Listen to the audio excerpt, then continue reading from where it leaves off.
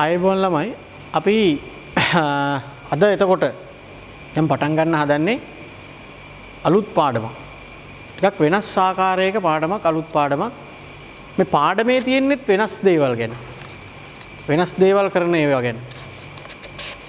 දැන් 12 වසරේ පාඩම් සෙට් එකෙන් අපිට ටිකක් හම්බ වෙන කටපාඩම් කරලා මතක තියාගන්න බැරි ආකාරයේ පාඩමක්.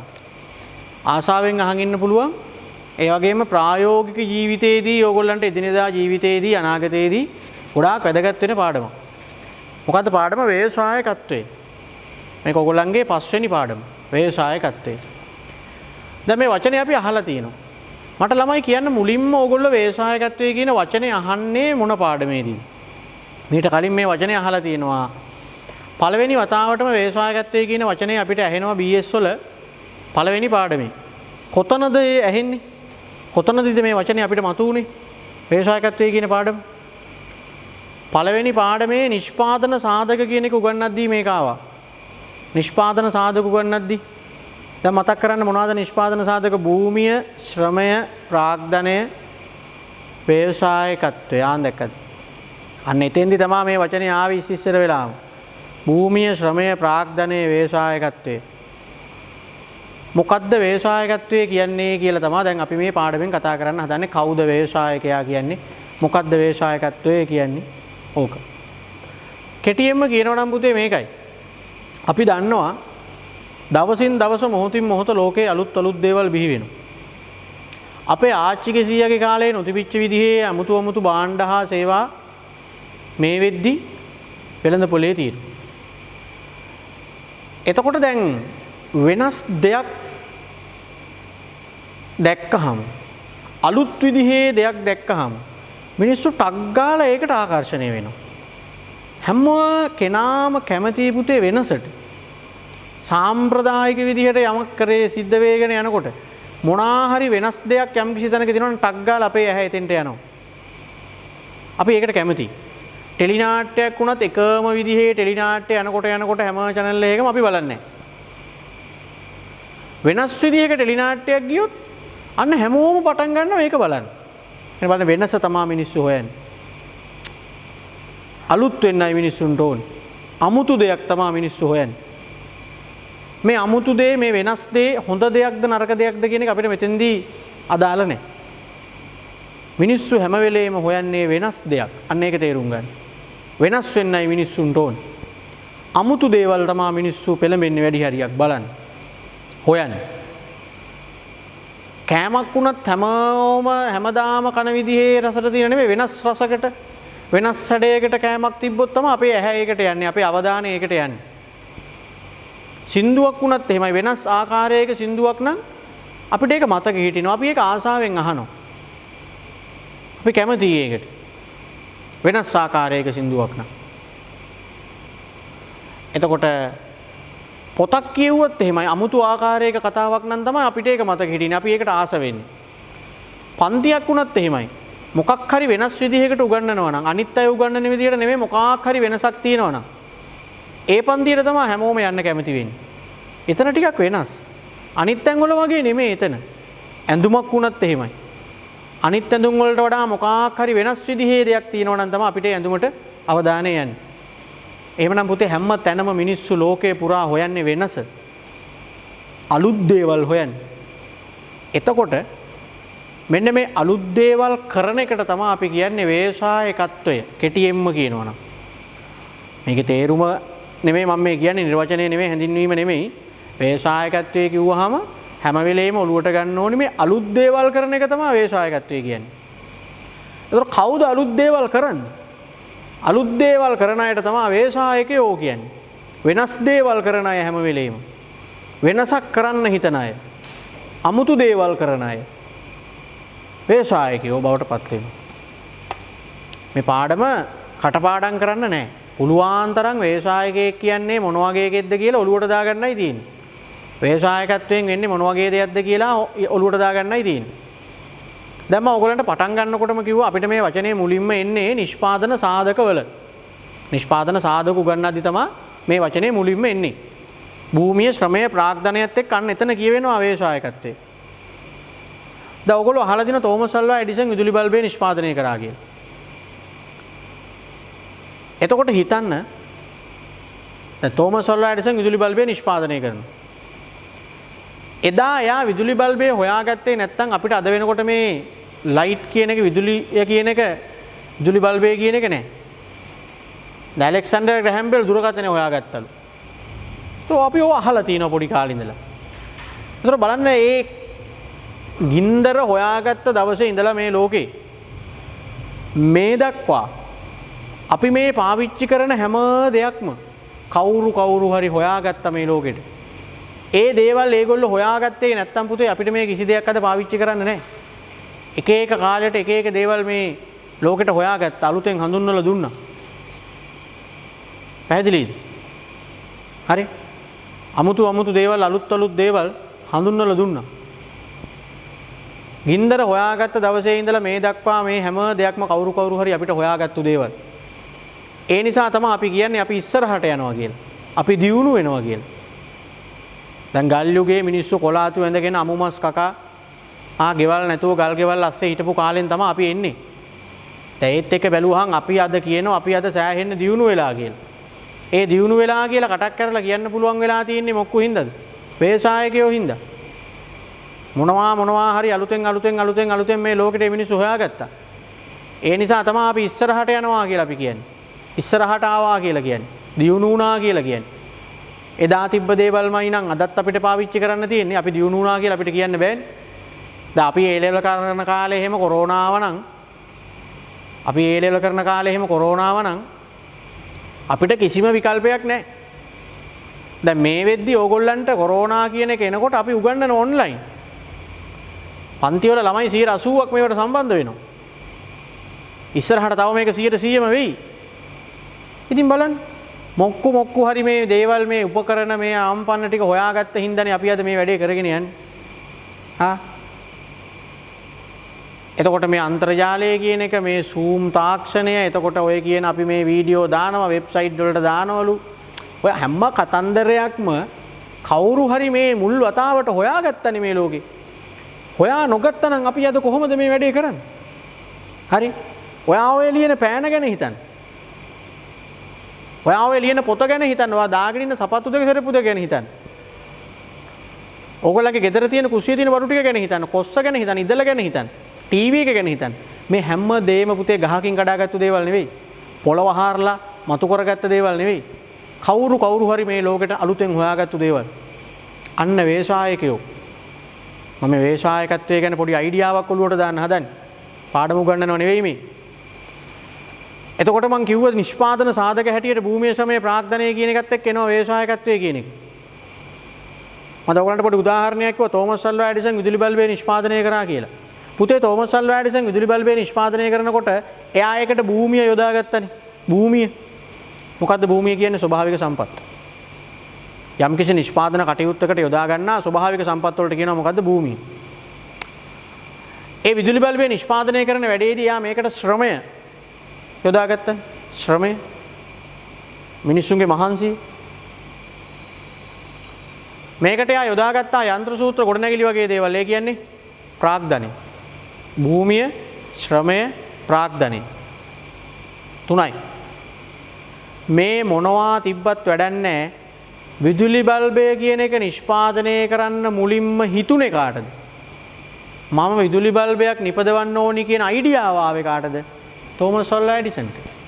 එයා විදුලි බල්බය නිපදවන්න කලින් ඒ විදුලි බල්බය නිපදවන්න ඕනි කරන ස්වභාවික සම්පත් මේ ලෝකේ තිබ්බනේ. ඒ විදුලි බල්බය නිපදවන්න ඕනි කරන ශ්‍රමය තිබ්බනේ. ඒකට ඕනි කරන ප්‍රාග්ධනයක් තිබ්බනේ. හැබැයි කවුරුවත් විදුලි බල්බය නිෂ්පාදනය කළේ නෑනේ. එන අර මිනිස්සයාට තමයි අයිඩියාවක් ආවේ විදුලි බල්බයක් නිපදවන්න. අන්න වේශායකයා. අනේක තමයි වේශායකත්වය. අර කියන නිෂ්පාදන සාධක ටික එක්තැන් කරගෙන නව නිෂ්පාදිතයක් ලෝකෙට හඳුන්වලා දෙනවා. එදා අයා ඕක හොයාගත්ත හින්දා තමයි අපි අදටත් මේව පාවිච්චි කරන්නේ. ඒතර ඕගොල්ලෝ හිතන්න එපා වේශායකයෝ කියන්නේ එතකොට ඔය ගැලීලි ඇලෙක්සැන්ඩර් ග්‍රැහම් බෙල් වගේ අලුතෙන්ම දේවල් හොයාගන්න මිනිස්සුමද කියලා.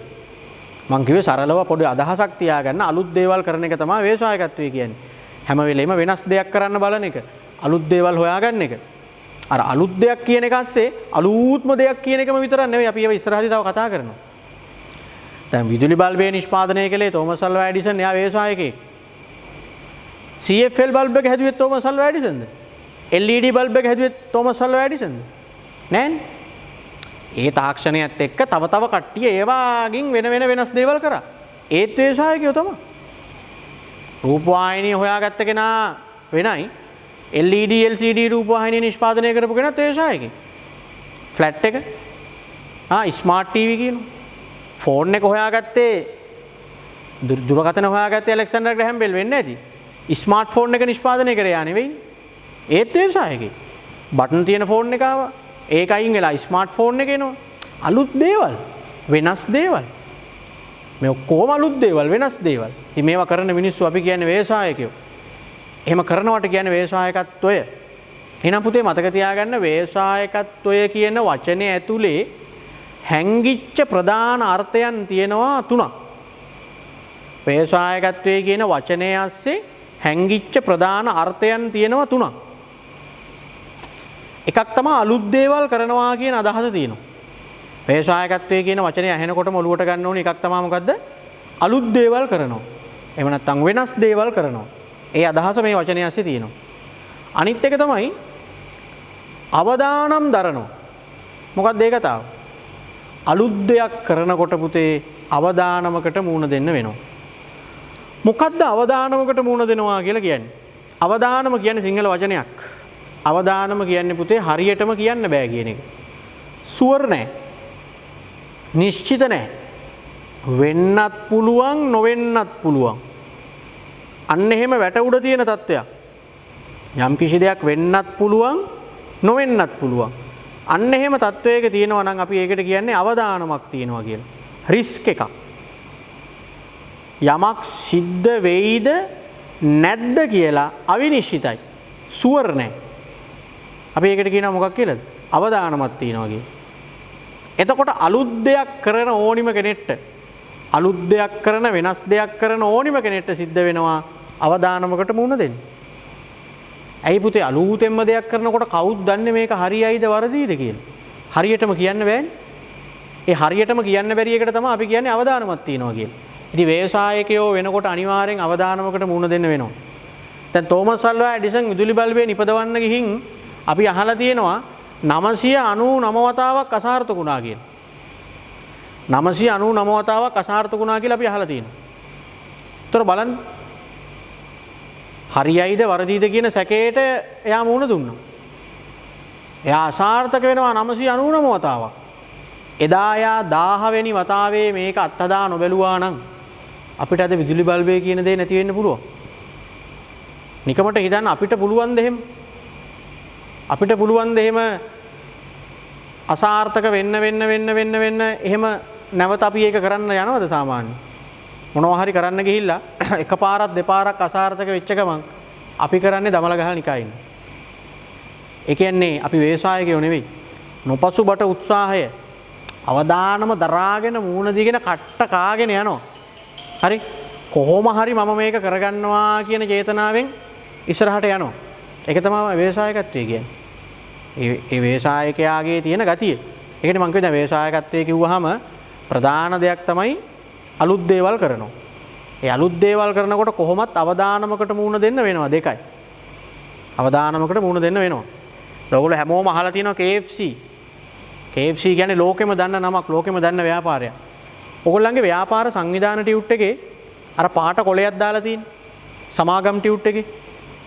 අන්න ඒකේ මම ඔය KFC ව්‍යාපාරය ගැන දාලා තියෙන පොඩි විස්තරයක්. ඒකෙද මේකෙද කොහෙද? ව්‍යවසායකත්වයේද කොහෙද? මේකේ නෙමෙයි. මේකේ දාලා තියෙන්නේ අර ලංකාවේ දැනට ඉන්න ලොකු ව්‍යාපාරිකයෝ 4 දෙනෙක්ගේ විස්තර දාලා තියෙ ටියුට් එකේ අගපිටුවේ. ඒ KFC ව්‍යාපාරය ගැන හිතන්න. එයා මේ ව්‍යවසායකත්වයේ කියන එක මම මේ දැන් මේ හඳුන්වගෙනනේ යන්නේ. මං කිව්වේ දැන් අර අවදානමකට මුහුණ දෙනවා කියන එක. මේ KFC එකේ අයිතිකාරයා මේක හඳුන්වලා දීපු කෙනා තමන්ගේ මේ ආහාර වට්ටෝරුව හදලා අවන්හල් 1009කට ගිහින් තියෙනවා. අවන්හල් 1009කට. 1009කින් මෙයාගේ මේ අර ක්‍රිස්පි චිකන් එක එපා කියලා තියෙනවා. මම කියන්නේ පටන් ගත්ත විදිහ මම මේ කියන්නේ. අවන්හල් 1009කින් මෙයාව ප්‍රතික්ෂේප වෙනවා. නිකමට හිතන්න 1009කට මෙයා මේක අරගෙන යනවා. අපි නම් දෙකකට යයි. අනේ වැඩක් නැහැ මේක කවුරුවක් ගන්න නැහැ කියලා නිකන් ඉන්නවා. 1009කට ගියා. 1010 වෙනි එකෙන් තමයි මෙයාගේ නිෂ්පාදනය බාරගන්නේ. අද KFC කියන්නේ ලෝකෙම දන්න නමක් රට පුරා අවන්හල් 15000කට අධික ප්‍රමාණයක් තියෙනවා. පුතේ ව්‍යවසායකත්වය කියන්නේ යන්නේ ඒකයි. අවදානමට මූණ දෙන්න ඕන. අවදානම දරන්න ඕන. ඒ කට්ට කන්න ඕන. ව්‍යවසායකත්වයේ ඇස්සේ අර්ථය තියෙනවා. අලුත් දේවල් කරනවා කියන අර්ථය තියෙනවා. අවදානමකට මූණ දෙනවා කියන අර්ථය තියෙනවා. අනික තමයි ව්‍යාපාර අවස්ථා ග්‍රහණය කරගන්නවා. ව්‍යවසායකත්වය කියන්නේ මොකද්ද? ව්‍යාපාර අවස්ථා ටක් ගාලා ග්‍රහණය කරගන්නවා. අවස්ථා හොයාගෙන යනවා. අවස්ථා හඳුන ගන්නවා. ඒකත් ව්‍යවසායකයෙක්ගේ ලක්ෂණය. ඒ කියන්නේ සාමාන්‍යයෙන් ව්‍යවසායකත් ඔය කිව්වහම මතක් කරගන්න ඕනේ තේරුම් තුනක් දැන් මම ඔය කිව්වේ. අලුත් දේවල් කරනවා. අවදානම් දරනවා. ව්‍යාපාර අවස්ථා ග්‍රහණය කරගන්නවා. මොකද්ද ඔය අන්තිමට කිව්වේ අවස්ථා ග්‍රහණය කරගන්නවා කියන්නේ? පුතේ අවස්ථාවක් කියන්නේ chance එකක්. chance එකක්. දැන් මොකක් හරි අවස්ථා කියන ඒවා මතුවෙන්නේ බාහිර පරිසරය තුලින්නේ. මේ පිටස්තර ලෝකයෙන්. බිස්නස් කරන්න නියම chance එනවා. ඒවා පේන්නේ නැහැ හැමෝටම මේකයි වෙලා තියෙන්නේ. ඒක පේන්නේ මෙන්න මෙතන නියම chance එකක් තියෙනවා කියන එක පේන්නේ ව්‍යවසායකත්වයේ තියෙන අයට. එහෙම නැත්නම් ව්‍යවසායකයෙක්ට විතරයි. ඒක තමයි මේ ව්‍යවසායකයා කියන චරිතය ගැන දැන් අපි මේ පාඩමක් විදිහට කතා කරන්නේ. දැන් කොරෝනා කියන වසංගතයත් එක්ක නව ව්‍යාපාර අවස්ථා රාශියක් තිබ්බා. ඒවා ග්‍රහණය කරගෙන ඒවායින් දැන් ගොඩක් අය ප්‍රයෝජන ගන්නවා. අන්න ව්‍යවසායකයෝ. අවස්ථාව දැක්කද ශනික ටක් ගාලා පේනවා ඒක. මෙතන නියම chance එකක් තියෙනවා කියන එක පේනවා. ගෙවල් වල කාන්තාවෝ වැඩට යන්න පටන් ගත්තා. අම්මලා රස්සාවල් වලට යන්න පටන් ගත්තා ගෙවල් වල. ඉස්සර තාත්තා විතරයි රස්සාවට යන්නේ. අම්මයි තාත්තයි දෙන්නම රස්සාවට යනකොට මේක රටේ ගොඩක් අයට ලොකු ප්‍රශ්නයක්. ප්‍රශ්නයක් විතරයි මේක අනිත් අයට. ළමයි බලාගන්න විදිහක් නැහැ. අම්මත් වැඩට යනවා තාත්තත් වැඩට යනවා මාර ප්‍රශ්නයක්. ඉතින් කෙඳිරි ගගා කට්ටිය කොහොම හරි ඉතින් වැඩට යනවා කට්ටිය යනවා. ඔන්න දැක්ක එක මිනිහෙක් මේ මෙතන තියෙනවා නියම chance එකක් කියලා. මේ අම්මලායි තාත්තලායි දෙගොල්ලොම වැඩට යනවා කියන සිද්ධිය ඇස්සේ තියෙනවා නියම chance එකක්. මොකද දැකපු chance එක? එයා දැක්කා මං දානවා ඩේ කෙයා සෙන්ටර් එක. අන්න ආව අයිඩියා ඔලුවට සුටුස් ගාලා. එයාට හිතුණා දැන් මේ දෙගොල්ලොම රැකියාවලට යනවා කියන සිද්ධිය ඇස්සේ තියෙනවා හැංගිච්ච බිස්නස් එකක්. අන්න ඒක තමයි ව්‍යාපාර අවස්ථා හඳුන ගන්නවා කියන්නේ. හැමෝටම බෑනේ ඔක. හැමෝම නිකන් ඉතින් කෙඳිරි ගගා මේක ප්‍රශ්නයක් විදිහට දැක දැක එපා වෙනවා වැඩට යන්න ඕනි ළමයා බලා ගන්නත් ඕනි. ඔහොම ගගා යනවා. ඒ ප්‍රශ්නෙට මූණ දීපු කෙනෙක්ටම වෙන්න ඇති මන් දන්නේ නැහැ කවුද කියලා. ආව අයිඩියාවක් දානවා ඩේ කෙයා සෙන්ටර්. ඉස්සර වෙලාම ඩේ කෙයා සෙන්ටර් එකක් දාන අයිඩියාව ආපු එක ගැන මම මේ කියන්නේ. දැම්මා. දානකොට එතන අවදානමක් නැද්ද? අවදානමක් රිස්ක් එකක්. ඒ කියන්නේ හරියයිද වරදීද කියන සැකය උපරිමයි. මොකද දැන් මේක කාට හරි කිව්වත් හැමෝම කියයි මොකද?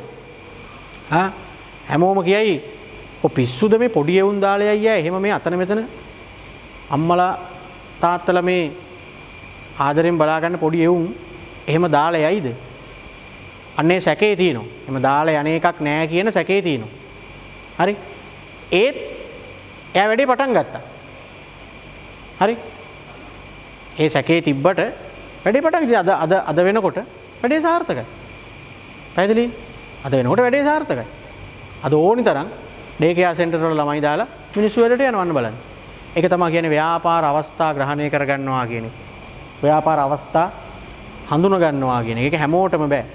මොකක් හරි සිද්ධියක් දිහා බැලුවාම ව්‍යවසායකයෙක් නම් ඌට ටක් ගාලා පේනවා මෙතන නියම බිස්නස් එකක් තියෙනවා කියන එක. මෙන්න මෙතන නියම chance එකක් තියෙනවා කියන එක. ටක් ගාලා පේනවා. දැන් බලන්න දැන් මේ කොරෝනා කතන්දරෙත් එක්ක මේ වෙනකොට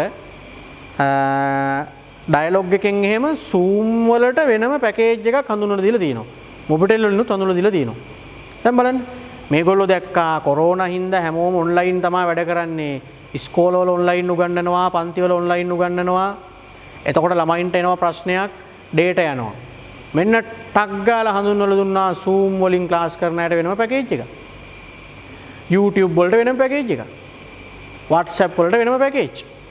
හන් දැක්කද? පරිසරය තුල මොකක් හරි සිද්ධියක් වෙනකොට ඒකේ ASCII තියෙන හැංගිච්ච ව්‍යාපාර අවස්ථා ටක් ගාලා පේනවා සමහරුන්ට.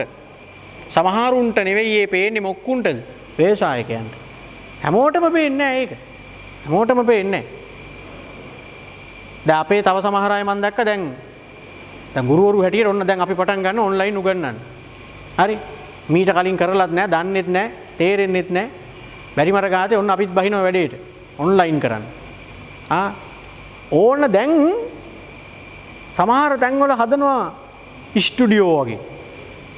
මෙන්න ඔබට ඔන්ලයින් පන්ති පවත්වන්න ඕන නම් අපේ ආයතනයේ සියලු පහසුකම් ටික අපි දෙනවා. කැමරා දෙනවා, මයික් දෙනවා, ඒ වීඩියෝ එඩිට් කරලත් දෙනවා. අපේ ගොඩාක් අය ඒ තැන් වලට ගිහිල්ලා වැඩේ කරගන්න. හරි. අන්න බලන්න. කවුරු හරි දැක්කා මෙතන තියෙනවා chance එකක්. දැන් හැමෝටම මේ පහසුකම් ටික නැහැ. කැමරා නැහැ. මේවා ගන්නත් බෑ එකපාරට. දන්නෙත් නැහැ මේවා හසුරවන්න. දැම්ම ස්ටුඩියෝ එක. ඔන්ලයින් පන්ති කරන්න ඕනි සර්ලට. ඇවිල්ලා මෙතන පන්ති කරන්න පුළුවන්. අපි මේ සියලු දේ කරලා දෙනවා. ඒ වීඩියෝ එඩිට් කරලා දෙනවා. වෙබ්සයිට් වලට දාන්න පුළුවන්. අපිටත් කතා කරලා කියනවා එන්න මේ වගේ මේ ඇවිල්ලා කරන්න, අපි ගාවට ඇවිල්ලා කරන්න. අර වන්න ව්‍යවසායකයෝ ඉතින්. රටේ ඇති වෙන සිද්ධියත් එක්ක දැක්ක මෙතන නියම chance එකක් තියෙනවා කියලා.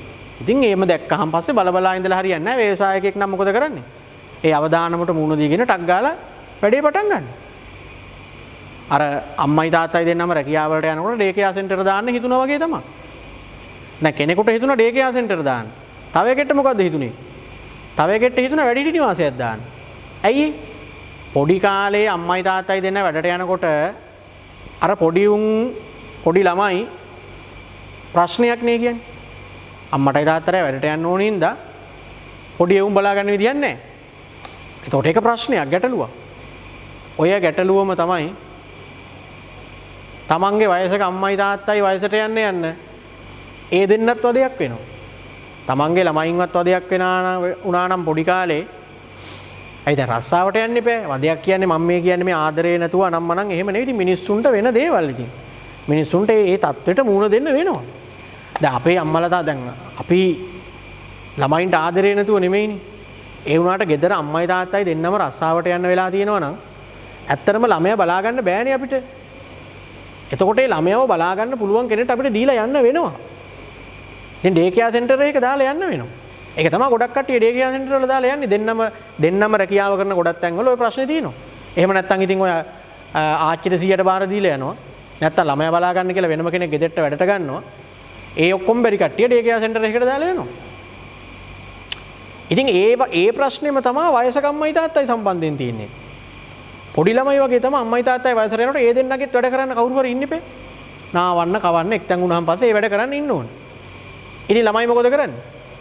පොඩි උන් ඩේ කෙයා සෙන්ටර් වලට දාලා යනවා වගේ අම්මයි තාත්තයි දානවා වැඩිහිටි නිවාසයකට. විවේකී මධ්‍යස්ථාන වල නවත්තලා යනවා. ඒ කියන්නේ කාට හරි අදහසක් ආවා ඩේ කෙයා සෙන්ටර් දාන්න, තව එකෙක්ට අදහසක් ආවා ඒ වගේම තමයි එහෙනම් මං දාන වැඩිහිටි නිවාසයක්. දැක්කද? ඒ කියන්නේ පුතේ මේ ලෝකේ බිහි වෙලා තියෙන හැම ව්‍යාපාරයක් දිහාම බැලුවොත් ඔය විදිහට අපි ආපස්සට කල්පනා කරලා බැලුවොත් මේවා මිනිස්සුන්ගේ තිබ්බ ප්‍රශ්නවලට උත්තර හැටියට කාට හරි ආපු අදහස්. මිනිස්සු මුණ දෙන යම් ප්‍රශ්නවලට උත්තර හැටියට මිනිස්සුන්ට ආපු අලුත් අදහස්. මිනිස්සුන්ට නෙවෙයි ඒවා. ඒ අලුත් අදහස් එන මිනිස්සුන්ට තමයි අපි දැන් මේ කියන්නේ මොක්කු කියලාද? ව්‍යවසායකයෝ. හරිද? එහෙනම් බලන්න ව්‍යවසායකත්වයේ කියන වචනේ ඇස්සේ හැංගිච්ච ප්‍රධාන අර්ථයන් තුන මොකද්ද? අලුත් දේවල් කරනවා කියන අර්ථය, අවදානම් දරනවා කියන අර්ථය, අවස්ථා හඳුනා ගන්නවා කියන අර්ථය. අවස්ථා හඳුනා ගන්නවා, අලුත් දේවල් කරනවා, අවදානම් දරනවා. ඔය තුනම දාලා තමයි අපි මේ ව්‍යවසායකත්වයේ කියන එක නිර්වචනය කරන්නේ. අවස්ථා ග්‍රහණය කරගෙන අවදානමුකුත් දරාගෙන අලුත් දෙයක් කරනවා. අවස්ථා ග්‍රහණය කරගනිමින් අවදානම් දරමින් නව්‍යතා සම්පාදනය කිරීම ව්‍යවසායකත්වයයි. මොකද්ද ව්‍යවසායකත්වය කියන්නේ? ව්‍යාපාර අවස්ථා ග්‍රහණය කර ගනිමින් මං කියවනේ අවස්ථා කියන ඒවා හැමෝටම පේන්නේ නැහැ. ව්‍යාපාර කරන්න මතුවෙන chance හැමෝටම පේන්නේ නැහැ. එහෙම පේනවා නම් අන්න ව්‍යවසායකේ. ව්‍යාපාර අවස්ථා ග්‍රහණය කර ගනිමින් අවදානම් දරමින්. මොකද අලුත් දෙයක් කරනකොට අනිවාර්යෙන්ම අවදානමකට මුහුණ දෙන්න වෙනවා. අවදානම් දරමින් නව්‍යතා සම්පාදනය කිරීම. එන අලුත් දෙයක් කරනවා. ඒක තමයි ව්‍යවසායකත්වය. හරිනේ. දැන් එහෙමනම් ඔන්න පොඩි අවබෝධයක් ඇති මොකද්ද ව්‍යවසායකත්වය කියන්නේ කියලා. මොකද මේ පාඩමේ නෝට් නෑ කටපාඩම් කරන්න. නිර්වචන කටපාඩම් කරලා වැඩකුත් නෑ. හැම වෙලේම ඔලුවට ගන්න ඕනි ව්‍යවසායකයෙක් කියන්නේ මොන වගේ කෙනෙක්ද? ව්‍යවසායකත්වය කියන්නේ මොන වගේ දෙයක්ද කියන එකයි ඔලුවට ගන්න ඕනේ. කෙටියෙන්ම සරලවම දැන්ට මතක තියාගන්න අලුත් දේවල් කරන එක තමයි ව්‍යවසායකත්වය. මෙතනින් පස්සේ ව්‍යවසායකත්වයේ වචනේ ඇහෙන ගමනක් ගානේ ඔයාගේ ඔලුවට යන්න ඕනේ මොකද්ද? අලුත් දේවල් කරනවා. වෙනස් දේවල් කරනවා. ඒක තමයි ව්‍යවසායකත්වය කියන්නේ. අලුත් දේවල් කරනවා. තව වෙනස් දේවල් කරනවා. ඒක තමයි ව්‍යවසායකත්වය කියන්නේ. හරි? යම් බලන්න. වේගයෙන් වෙනස් වන ලෝකයක ඒගොල්ලෝ කියනවා වේගයෙන් වෙනස් වන ලෝකයක අපි ජීවත් වන්නේමු. මෙම වෙනස්කම් වලට ප්‍රතිචාර දැක්වීමට නම් අප විසින් අලුත් දෑ කළ යුතුයි. අපි ඉන්නේ හරිම ඉක්මනට වෙනස් වෙන ලෝකෙක. පට ගාලා ලෝකේ වෙනස් වෙනවා. ඒ වෙනස් වෙන ලෝකෙක ඉන්න බෑ වෙනස් වෙන්නේ නැති අයට. වෙනස් වෙන ලෝකෙක ජීවත් වෙන්න අමාරුයි වෙනස් වෙන්නේ නැති අයට. ඒ හින්දා අපිටත් සිද්ධ වෙනවා වෙනස් දේවල් කරන්න. වෙනස් වෙන ලෝකෙක එල්ලිලා ඉන්න නම් ඉස්සරහට යන්න නම් රැඳිලා ඉන්න නම් අපිත් වෙනස් දේවල් කරන්න ඕනේ. ඒ කියන්නේ වෙනසට අනුගත විය යුතුයි. වෙනස්කම් වලට ප්‍රතිචාර දැක්වීමට නම් අප විසින් අලුත් දෑ කළ යුතුය. වෙනස් දෑ කළ යුතුය. ව්‍යවසායකත්වයේ තුලින් සිදුවනුයේද නව්‍යතා සම්පාදනයයි. වෙනස් වෙන ලෝකෙක පුතේ අපිත් ඒ ලෝකේ ඉස්සරහට යන්න නම් අපිත් වෙනස් වෙන්න ඕනේ. අපිත් වෙනස් දේවල් කරන්න ඕනේ. දැන් අපි දන්නවා ලංකාව වගේ රටවල් හැමදාම සංවර්ධනය වෙමින් පවතින රටවල්. ජපානය, චීනය, ඇමරිකාව වේගෙන් ඉස්සරහට යනවා. අපි හැමදාම සංවර්ධනය වෙමින් පවතින රටක් හැටියට ඉන්නවා. ඇයි? ලෝකේ වෙනස් වෙනවා ඉක්මනට. අපි ඒත් එක්ක වෙනස් වෙන්නේ නැති එකයි වෙලා තියෙන්නේ. අපි වෙනස් දේවල් කරන්නේ නැහැ, අලුත් දේවල් කරන්නේ නැහැ. හරි? එතකොට අපි ඉස්සරහට යන්නේ නැහැ. අනිත් රටවල් ටික ඉස්සරහ දැන් අපි රේස් එකක් දුවනකොට කට්ටියම දිව්වොත් තමයි යම් කිසි ස්ථානයක් හරි හම්බ වෙන්නේ. අපි දුවන්නේ නැතුව නැවතුනොත් එහෙම අනිත් උන් අපිව පහු කරගෙන දුවනවා. එතකොට අපි එන්න පල්ලෙහාට වැටෙනවා. හරි?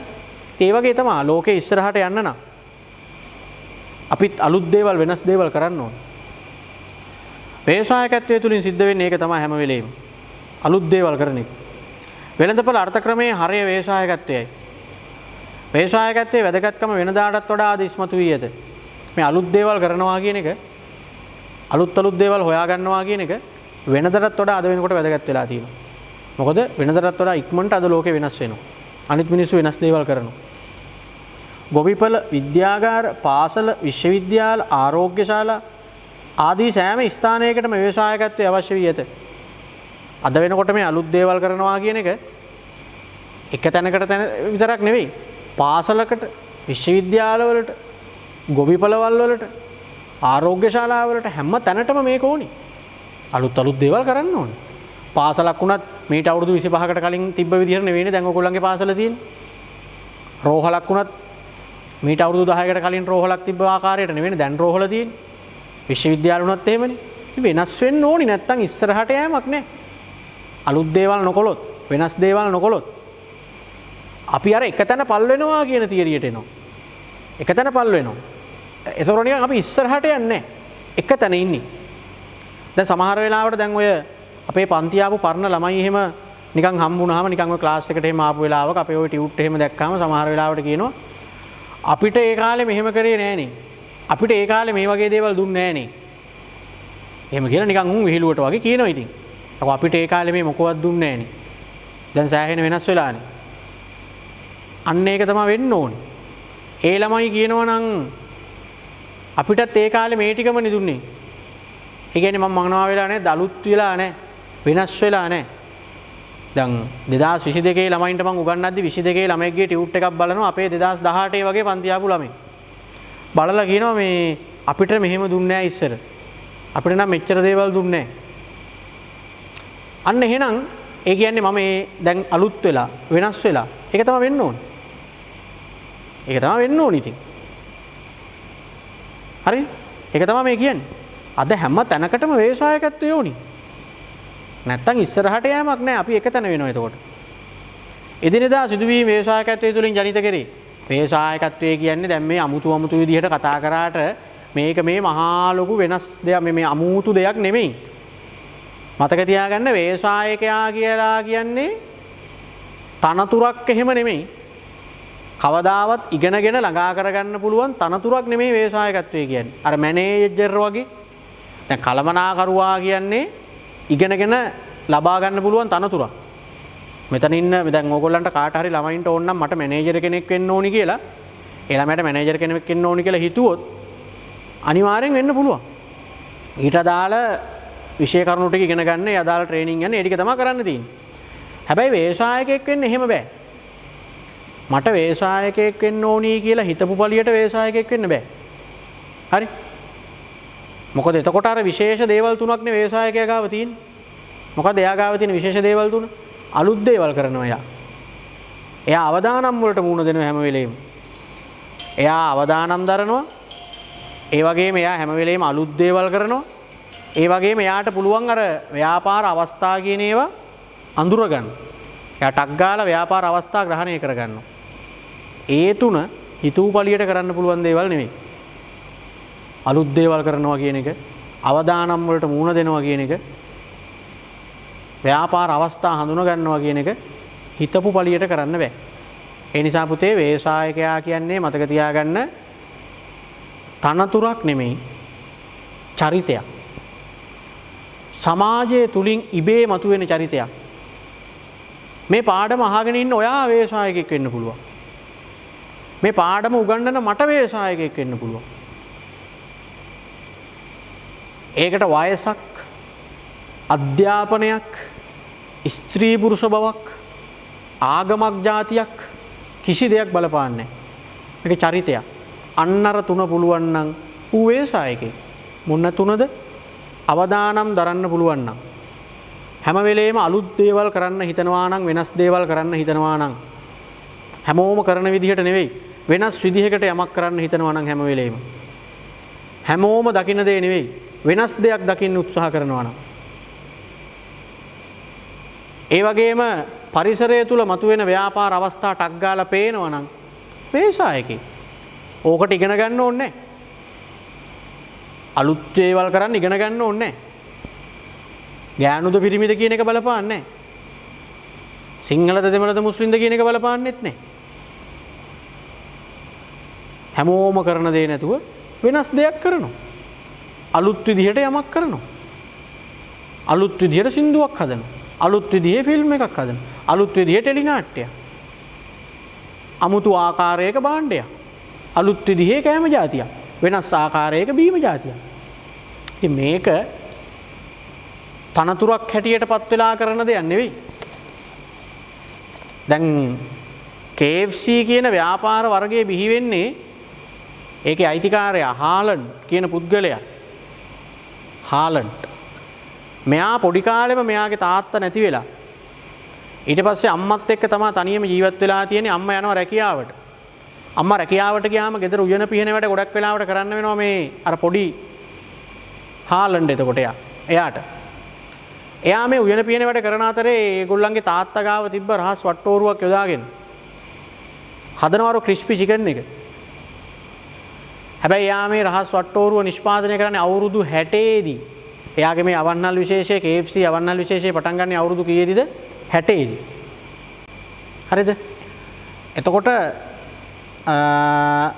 අවුරුදු 60 දී KFC එකේ අයිතිකාරය වැඩි පටන් ගන්න. ඉතින් ඒතර වයසක් බලපානවද කියලා? දැන් අපේ අවුරුදු 60 අය කොහොමද? තනි කර බෙහෙත් බොනවා. තරමනුස්සය අවුරුදු 60න් තමයි ගේම ගහන්න පටන් ගන්නේ. අද වෙනකොට ලෝකෙම දන්න ව්‍යාපාරයක් වෙලා. අනේක අපිට මේක ඇවිල්ලා වයසත් එක්ක යන එකක් එහෙම එකක් නෙවෙයි. දැන් බලන්න අපේ ලංකාවම දන්න පොඩි ළමයි ඉන්නවා. ඔය සුපර්ස්ටාර් ඩ්‍රීම් ස්ටාර් වගේ වට ගිහිල්ලා ප්‍රසිද්ධ වෙච්ච ළමයි ඉන්නවා. එක එක විශේෂ හැකියාවන් තුලින් ඉස්සරහට ආපු ළමයි ඉන්නවා. විස්මිත නිර්මාණයන් එහෙම නැත්නම් නව සොයා ගැනීම කරන පොඩි ළමයි ඉන්නවා. ඒක තමයි වේශායකයෝ. ගෑනුද පිරිමිද කියන එක අදාළත් නැහැ. කාන්තාවන් විසිනුත් නව්‍යතා සම්පාදනයේ යෙදෙනවා. රූපලාවන්‍ය කටයුතු සම්බන්ධයෙන් කේක් හදන ඒවා වගේ ඒවා අලුත් දේවල් කරන කාන්තාවෝ ඉන්නවා. ඒත් වේශායකයෝ. පැහැදිලිනේ? ඒකයි කියන්නේ මේ දිනෙදා සිද්ධ වෙන සිදුවීම් එක්ක තමයි වේශායකත්වයේ බැඳිලා තියෙන්නේ. කවුරු හරි කමන්නේ අමුතු විදිහේ අලුත් විදිහේ වෙනස් විදිහේ දෙයක් කරනවා නම් එයා වේශායකෙක්. ඒ වගේම තමයි ඒ වගේ දේවල් කරන අය ටක් ගාලා දියුණු වෙනවා. ඉක්මනට ජනප්‍රිය වෙනවා. මොකද හැමෝම වෙනස් දේවල් වලට කැමති. අලුත් දේවල් වලට කැමති. කොහොමද බලන්න? මව්පිය දෙදෙනාම රැකියාවල නිරත වීම නිසා දිවාසුරුකුම් මධ්‍යස්ථාන ඇතිවීම. දැක්කද? අම්මයි තාත්තයි දෙන්නම වැඩට යන හින්දා ඒ හරහා බිහි වෙනවා දිවාසුරුකුම් මධ්‍යස්ථාන. අන්න කාට හරි ආපු අයිඩියාවක් දැක්කද? පිරිසිදු කිරීමේ ආයතන බිහිවීම. මොකද දැන් දෙන්නම රැකියාවලට යනකොට ගෙවල් අතුපතු ගන්න, මිදුලා ගා අතු ගන්න, තනකොළ උදළු ගන්න මේවට වෙලාවක් නැහැ. ඒ හින්දා ඒවත් කරලා දෙන්න දැන් තියෙනවා එක එක ව්‍යාපාර. කෝල් එකක් දුන්න ගමන් ඇවිල්ලා ඒ වැඩ ටික කරනවා. ව්‍යාපාර ආයතනයන් නම් ඇවිල්ලා ඒ අතු ගාන වැඩ ටික කරලා දෙනවා. ඒවට ගෙවන්න ඕන. වැඩිහිටි නිවාස බිහිවීම. ඉතින් ඩේ කෙයා සෙන්ටර් එකේ අනිත් පැත්ත තමයි වැඩිහිටි නිවාස. රසවින්දන මධ්‍යස්ථාන. දෙන්නම රැකියාවලට යනවා අම්මයි තාත්තයි දෙන්නම. ළමයිත් එක්ක ඉන්න කාලයක් නැහැ. ළමයින් හුරුතල් කරන්න වෙලාවක් නැහැ. ළමයිත් එක්ක සෙල්ලම් කරන්න, ළමයිත් එක්ක එකට කන්න බොන්න වෙලාවක් නැහැ. අන්න ඒක නිසා බිහි වෙනවා අමුතුවෙන් එළිය රසවින්දන මධ්‍යස්ථාන. ලෙෂර් වර්ල්ඩ් වගේ ඒවා. අන්න මිනිස්සු නිකන් ෆන් එකක් ගන්න, ජොලියක් ගන්න කියලා යනවා ඒ තැන් වලට සල්ලි දීලා. මොකද එයා දැක්ක මිනිස්සුන්ට දැන් ජොලියක් ගන්න වෙලාවක් නැහැ, ෆන් එකේ ඉන්න වෙලාවක් නැහැ. මිනිස්සු වැඩ. කොයි වෙලේ. ඒ හින්දා මෙයා දැක්කා නිකන් අපි ඒ වගේ ෆන් එකක් ගන්න අවස්ථාවක් මිනිස්සුන්ට හදලා දුන්නොත් මිනිස්සු එයි. ආවා. ලෙෂර් වර්ල්ඩ් බලන්නකෝ. වෙලාසනින් බුක් කරන්න ඕනේ ටිකට්. නැත්තම් නිකන් මේ යන්නේ ගමන් ලෙෂර් වර්ල්ඩ් යන්න බෑ. ඒ තරම් ඒවට ඉල්ලුමක් තියෙනවා. මැජික් සංදර්ශන ඔය ඩිස්නිලන්තේ වගේ රටවල් ඒ ඩිස්නිලන්තේ වගේ අර විනෝදජනක දේවල් කරගන්න තියෙන තැන් මේකට මාර ඉල්ලුම්. ඉතින් මේවා වේශායකත්වයේ ප්‍රතිඵල. ක්‍රීඩා සමාජ සේවා ආයතන ආදී බිහිවීම වේශායකත්වයේ ප්‍රතිඵලයන්ය. මේ සෑම දෙයකින්ම සිදුවන්නේ මිනිස් අවශ්‍යතාව වමනා තෘප්තිමත් කිරීම සඳහා නව මං සෙවීමකි. හැම වෙලේම වේශායකත්වයේ තුලින් වෙන්නේ මහා ලොකු දෙයක් නෙමෙයි. මිනිස්සුන්ගේ අවශ්‍යතාව වමනා ඉටු කිරීම වෙනුවෙන්ම තමයි මේක වෙන්නේ. හැබැයි අලුත් දේවල් කරන එකයි වෙන්නේ. නව මං සොයනවා කියන්නේ ඒකයි. මිනිස්සුන්ගේ අවශ්‍යතාව වමනා ඉටු කරන්නම අලුත් දේවල් හොයන එක තමයි වේශායකත්වයෙන් වෙන්නේ. පැහැදිලිනේ? හරි. තාම පාඩමේ නෝට් නැහැ. මේ පාඩමේ කොහොමත් නෝට් නැහැ, වැඩකුත් නැහැ. මේ නෝට් කටපාඩම් කරන් හිටියට වැඩකුත් නැහැ. තනිකර අහන්න හිතලා ලියන ඒවා තමයි මේකෙන් ගොඩක් වෙලාවට. ඒතර වේශායකත්වය කියන්නේ මොකක්ද කියලා අහුවාම අර වේශායකයා කියන්නේ මෙන්න මේ වගේ කෙනෙක් කියලා නිකන් අදහසක් දාගන්න ඔලුවට. අයිඩියාවක් දාගන්න ඔලුවට. හරි? හැම වෙලේම අලුත් දේවල් කරන්න දඟලන කෙනෙක්. අවදානම් වලට මූණ දෙන කෙනෙක්. ව්‍යාපාර අවස්ථා ග්‍රහණය කරගන්න කෙනෙක්. එතකොට දැන් මම කියාගෙන ආවේ මේ හැම එකෙම වෙන්නේ මිනිස්සුන්ගේ අවශ්‍යතාව වුණා ඉටු කරන්න එකම තමයි වෙන්නේ. ඉතින් අර අලුත් දෙයකින් මිනිස්සුන්ගේ අවශ්‍යතාව වුණා ඉටු කරන එක තමයි ඒකෙන් වෙන්නේ. දැන් එහෙමනම් ඔන්න වේශායකත්වයේ ගැන දැන් ඕගලන්ට යම් අදහසක් තියෙනවා. හරි? පොඩි අයිඩියාවක් තියෙනවා. බලමු දැන් එක එක්කෙනා මේක නිර්වචනය කරලා. හරිද? එතකොට බලන්න දැන් අපි වේශායකත්වයේ කියන එක හඳුනගන්නේ අලුත් දේවල් කරනවා කියන එකනේ. අපි නිකන් මං කිව්වේ සාමාන්‍යයෙන් ඔයගොල්ලෝ එහෙම සරලව තේරුම් ගන්න. මතක තියාගන්න. එක එක අය මේක ඉතින් එක එක විදිහට නිර්වචනය කරනවා. අපි ඉතින් ওই නිර්වචන ඔක්කොගෙම පුතේ කියවෙන්නේ එකම කතන්දරේ. අර අලුත් දේවල් කරනවා කියන එක තමයි වේශායකත්වයෙන් කොහොම බැලුවත් අවසානයේ වෙන්නේ. එතකොට අලුත් දේවල් කරන මිනිහෙට අනිවාර්යෙන් මූණ දෙන්න වෙනවා මොකකටද? අවදානමකට මූණ දෙන්න වෙනවා. අවදානමකට මූණ දීගෙන අලුත් දේවල් කරනවා. ඒ වගේම මේගොල්ලන්ට විශේෂ හැකියාවක් තියෙනවා මොනවා අඳුර ගන්න පුළුවන්ලුද? ව්‍යාපාර අවස්ථා කියන ඒවා ග්‍රහණය කරගන්න පුළුවන්. ව්‍යාපාර අවස්ථා කියන ඒවා අඳුරගන්න පුළුවන්. හරි? දැන් බලමුකෝ මේ අනිත් අය මේක නිර්වචනය කරලා තියෙන විදිය. නව භාණ්ඩ හා සේවා හඳුන්වා දීමෙන් හෝ නව සංවිධාන ක්‍රම නිර්මාණය කිරීමෙන් හෝ නව අමුද්‍රව්‍ය භාවිත කිරීමෙන් හෝ පවත්නා අර්ථ ක්‍රමය වෙනස් කිරීමේ ක්‍රියාවලිය ව්‍යවසායකත්වයයි. බලන්න මේ නිර්වචනයේ පුරාවට නව කියන වචනේමයි එන්නේ. අලුත් දේවල් කියන එකම තමයි ඒගොල්ලොත් මේ එක විදිහට කියලා තියෙන්නේ. තව කෙනෙක් කියනවා විලියම් ඩී බ්‍රයිගේ ඔයා කියනවා අවස්ථාවක් උදා කර ගැනීම ප්‍රයෝජන ගැනීමට සංවිධානයක් නිර්මාණය කරන්නා ව්‍යවසායකයෙකි. අවස්ථා උදා කරගෙන ඒවා ප්‍රයෝජනයට ගැනීම සඳහා සංවිධාන නිර්මාණය කිරීමේදී සම්බන්ධ වන සියලු කටයුතු හා කාර්ය ව්‍යවසායකත්ව ක්‍රියාවලියට ඇතුළත් වේ. එයත් කියන්න හදන්නේ අවස්ථා උදා කරගෙන ඒවයින් ප්‍රයෝජන ගන්නවා කියන එක. මොකද මම ඔයගොල්ලන්ට කිව්වා පටන් ගන්නකොටම ව්‍යවසායකත්වයේ කියන ප්‍රධාන සංකල්පය ASCII අලුත් දේවල් කරනවා කියන එකයි අවදානම් දරනවා කියන එකයි අවස්ථා ග්‍රහණය කරගන්නවා කියන එකයි තුනම තියෙනවා. මේ හැම නිර්වචනයකින්ම ඔය තුනෙන් එකක් හරි ඔය තුනම තමයි හරි කියවෙන්නේ. තව කෙනෙක් කියනවා නව ව්‍යාපාරයක් දියත් කර සාර්ථකව ලාභ ලැබමින් පවත්වාගෙන යාමට ඇති හැකියාව ව්‍යවසායකත්වයයි. කවුද ඒක කියන්නේ? අන්තර්ජාතික කම්කරු සංවිධානය. ආන්නේ නිර්වචනය අන්ඩර්ලයින් කරගන්න පාස් පේපර් වල තියෙනවා මේ නිර්වචනය දීලා කවුද ඉදිරිපත් කළේ කියලා. මොකද්ද? නව ව්‍යාපාරයක් දියත් කර සාර්ථකව ලාභ ලැබමින් පවත්වාගෙන යාමට ඇති හැකියාව ව්‍යවසායකත්වයයි. ප්‍රාග්ධනය හා ශ්‍රමය අතර අතරමැදියෙක් ලෙස කටයුතු කිරීම ව්‍යවසායකත්වයයි කියලා තව කෙනෙක් කියනවා. අවිනිශ්චිතතාවලට මුහුණ දීම ව්‍යවසායකත්වයයි කියලා තව කෙනෙක් කියනවා. කොහොමද දැන් ඒතර ව්‍යවසායකත්වයේ සම්බන්ධ නිර්වචන දැන් ඔතන තිබ්බ 5ක් විතර. හරිනේ? හරි. මේ ඔක්කොම නිර්වචන බලලා දැන් අපි ඔය සේරම එකතු කරලා අපිට හදිස්සියේ ව්‍යවසායකත්වයේ යන නිර්වචනය කරන්න කියලා කිව්වොත් ලියන්න පුළුවන් නිර්වචනයක් අපි දැන් හදාගමු. ලියන්න මෙහෙම ව්‍යාපාර අවස්ථා ග්‍රහණය කරගනිමින්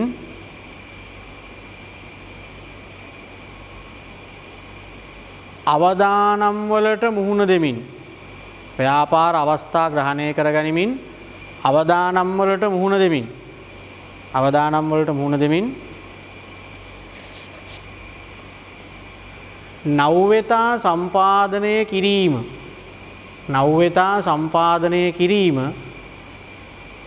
නව්‍යතා සම්පාදනය කිරීම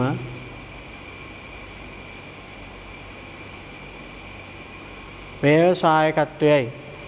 නව්‍යතා සම්පාදනය කිරීම ව්‍යවසායකත්වයයි.